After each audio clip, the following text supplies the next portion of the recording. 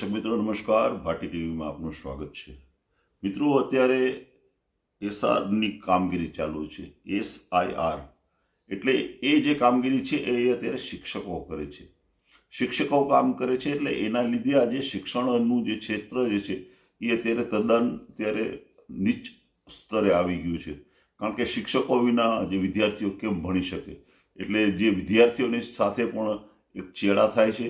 એના કરતાં પણ અત્યારે જે BLO જે છે, જે શિક્ષકો જે છે, એની પરિસ્થિતિ અત્યારે કેવી થઈ છે એની હું એક તમને વાત કરવા માગું છું। કારણ કે હું પહેલાં તો હું એક તમને બતાવી દઉં છું કે જે એક વ્યક્તિ છે, આજે દિવ્ય ભાસ્કરની અંદરમાં જો આપ જોઈ શકો છો, જો આજે આ મેટર આવી છે। હવે આ મેટરની અંદરમાં એક જે માણસ હતા મશીન બનાવી દીધા છે। એટલે જે SIની કામગીરી એક દિવસમાં 2 BLO હાર્ટ એટેક કોડીનારના શિક્ષકે આત્મહત્યા કરી। ગુજરાતમાં 3 દિવસમાં 3 BLOના મોત થયા છે। મારાથી કોઈ પણ કાળે હવે આ કામ થઈ શકે એમ નથી। જો એમાં એક BLOએ લખ્યું છે કે પ્રિય પત્ની સંગીતા, મારાથી કોઈ પણ કાળે હવે આ કામ SIR એટલે સરનું કામ થઈ શકે એમ નથી। એટલે હું છેલ્લા ઘણા દિવસથી સતત ઘણી અને માનસિક તણાવ અનુભવું છું। તું તારું અને આપણા દીકરાનું ધ્યાન રાખજે, ચાહું છું। પણ હવે હું ખૂબ જ મજબૂર બની ગયો છું અને મારી પાસે આ અંતિમ પગલું ભરવા સિવાય કોઈ રસ્તો નથી। એમ મારો આ છેલ્લો અહીં પડ્યો છે, તેમાં બધું જ કામગીરીનું સાહિત્ય છે, તે સ્કૂલે આપી દેજે। I am very very sorry my dear Miss Sangeeta and my lovely dear son, એવી રીતે લખ્યું છે અને તારીખ 21/11/2025નો આ પત્ર છે। જો તમે જોઈ શકો છો કે જો આ બનાવ અત્યારે બન્યા છે, શિક્ષકો અત્યારે ખૂબ નારાજ છે। અને આજે મને એક ભાટી ટીવીના જે દર્શક જે છે એ છે પ્રેમજીભાઈ S પરમાર છે, એને એક મને વિડીયો મોકલ્યો છે। જે વિડીયો હું આપને ભાટી ટીવીના માધ્યમથી બતાવું છું, તમે જોજો, તમને કેવું લાગે છે। કારણ કે અમે એક તટસ્થ ભાવે અમે આ વિડીયો મૂકી છે, અમારો કોઈ આમાં રોલ ભાટી ટીવીનો છે નહીં। ઉદાય હું પરમાર પ્રેમજીભાઈ S, હાલ વાંકાનેર, મૂળ ગામ સાપકડા, તાલુકો હળવદ, જિલ્લો સુરેન્દ્રનગર, અને અત્યારે અમે મોરબી જિલ્લાની અંદર હળવદ તાલુકાનો સમાવેશ કરવામાં આવ્યો છે। સરકારશ્રીનો વિરોધ કરું છું કે તમે આજ SIરની પ્રક્રિયા હાથ ધરી છે તે તદ્દન ખોટી છે। કારણ કે 2002માં મતદાર યાદી સુધારણા કાર્યક્રમમાં ઘરે ઘરે જઈને શિક્ષકો મતદાર યાદી સુધારણા કાર્યક્રમ કરેલ અને તે વેકેશન દરમિયાન કરેલ હતો। તે શિક્ષકના ખાતામાં રજાની વિગત આવી જ હતી, પણ આ કાર્યક્રમ અત્યારે જે કરવામાં આવ્યો છે તે કાર્યક્રમ સાવ તદ્દન ખોટો અને વાહિયાત વાત છે।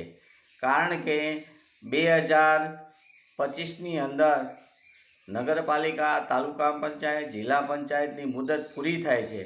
તમને ખ્યાલ છે ગુજરાતની અંદર કે આજે અમારું ભાજપનું વર્ચસ્વ ઘટી રહ્યું છે, એટલા માટે તમે ચૂંટણીની પ્રક્રિયા ફેબ્રુઆરી મહિનાની અંદર SIરની પ્રક્રિયા દ્વારા તમે તલે ચડાવી છે, તો આ વસ્તુ ખૂબ જ વાહિયાત છે। પણ સરકારશ્રીને હું કહેવા માગું છું કે સાહેબ શ્રી, તમે ગુજરાતની અંદર આજ દિવસ સુધી શાસન કર્યું હતું ત્યારે ગુજરાતની અંદર તમે કેટલું દેણું મૂકીને ગયા છો તે ગુજરાતની પબ્લિકને ખ્યાલ નથી। ખાસ તો મારી વાત એ છે કે SC ST અને OBC ના લોકો જે છે તેને કોઈ જાતની ગતાગમ છે નહીં કે કઈ રીતે શાસન હાલે છે, કઈ રીતે શું થાય છે।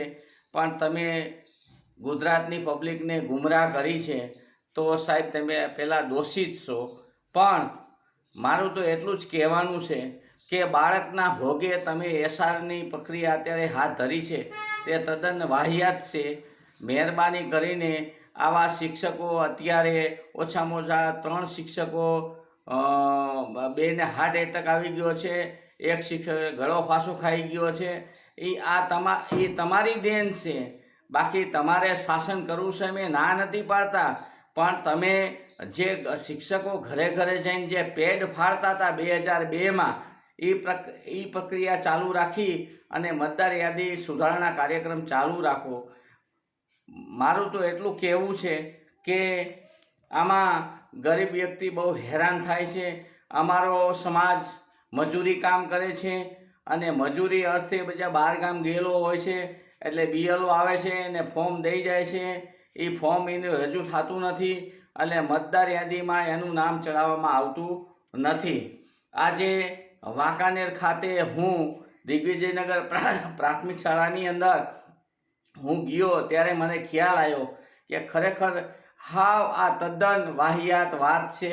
અને આમાં ગરીબ વ્યક્તિના નામ કમી થઈ જાય તો તમને એમ થાય કે અમે અમારી સરકાર જ રહેવી જોઈએ.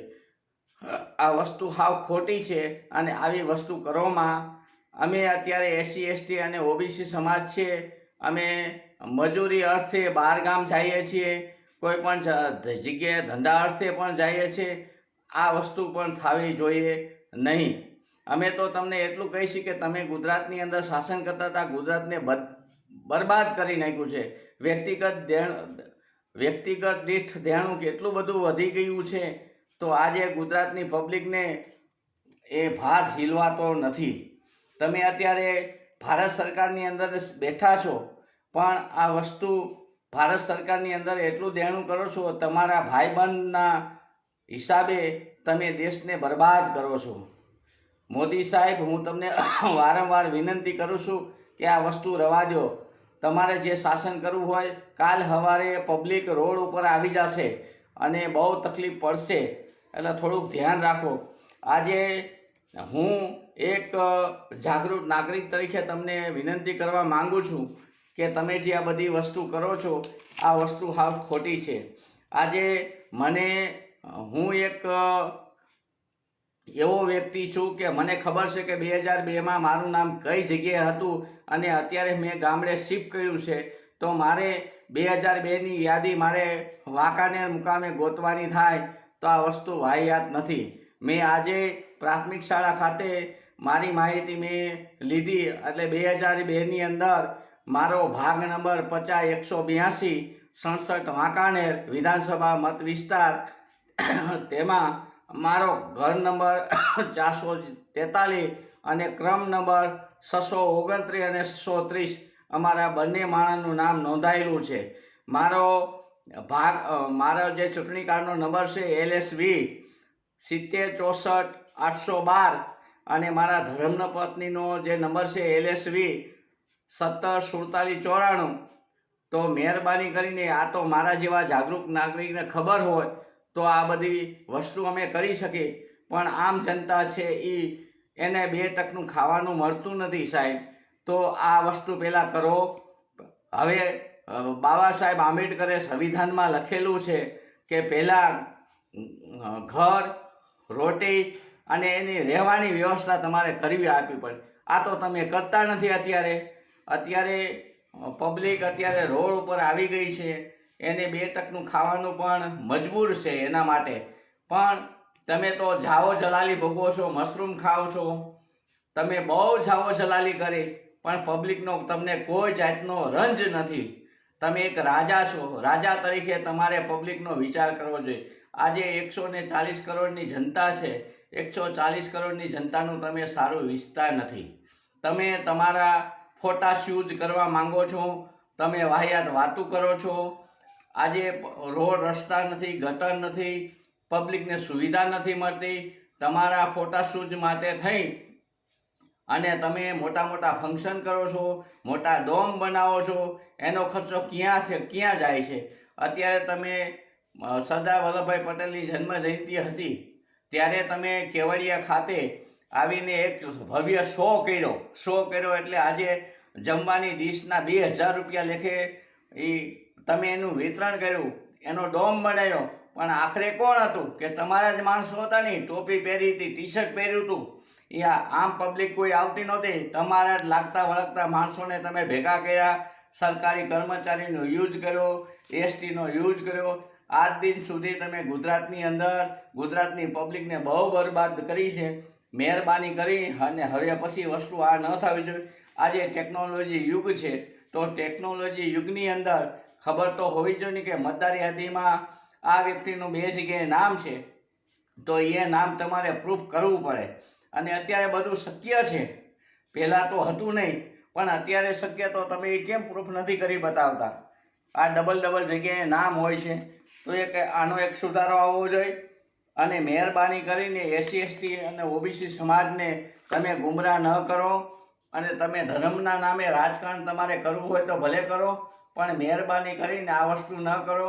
અત્યારે પબ્લિક બહુ થાકી ગઈ છે, હારી ગઈ છે, અને 2 ટકનું ખાવાનું નથી મળતું. મહેરબાની કરીને હું તમને વિનંતી કરું છું, મોદી સાહેબ, તમે આ બધી આવી ફતવા બંધ કરો તો સારી વાત છે. અને અત્યારે પબ્લિક બહુ ત્રાહિમામ થઈ ગઈ છે.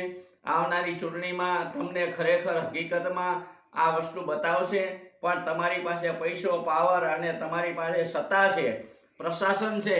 પ્રશાસનનો ઉપયોગ કરી અને પબ્લિકને ડરાવવાનો પ્રયત્ન ન કરો. પણ કાલ સવારે આ પબ્લિક જ્યારે રોડ ઉપર આવશે ને, તે તો તમારી અને તમારા જે હતા ને બધાય ભાજપના ખેસ ધારણ કરીને આવતા ને, એની તકલીફ પડી જશે. એટલે મહેરબાની કરી અને આ વસ્તુ ન કરો તો સારી વાત છે. જય ભીમ, નમો બુદ્ધાય. પણ એસઆરની પ્રક્રિયા છે એ સમજી વિચારીને કરો. આજે શિક્ષકોના હાર્ટ એટેક આવી જાય છે અને શિક્ષકો ગળો ફાંસો ખાય છે. આ વસ્તુ મને યોગ્ય નથી લાગતી, કારણ કે અત્યારે બેરોજગાર વ્યક્તિ એટલા બધા છે, તો બેરોજગારની કામગીરી તમે સોંપો ને, કેમ નથી સોંપી શકતા? તમે આજે એક વિધાનસભા વિસ્તાર છે, વિધાનસભા વિસ્તારની અંદર ગામ દીઠ એક વ્યક્તિને રાખી દો તો સરસ મજાનું કામ થાય. પણ તમારે કરવું નથી. શું કામ? કે એસસી એસટી અને ઓબીસીના બાળકો ભણે નહીં, એના માટે થઈ અને શિક્ષકોને હેરાન કરવાની વાત છે. મહેરબાની કરી અને આ વસ્તુ ન કરો તેવી મારી નમ્ર અરજ છે. જય ભીમ, નમો બુદ્ધાય, જય સંવિધાન, જય જોહાર, જય ભારત માતા કી.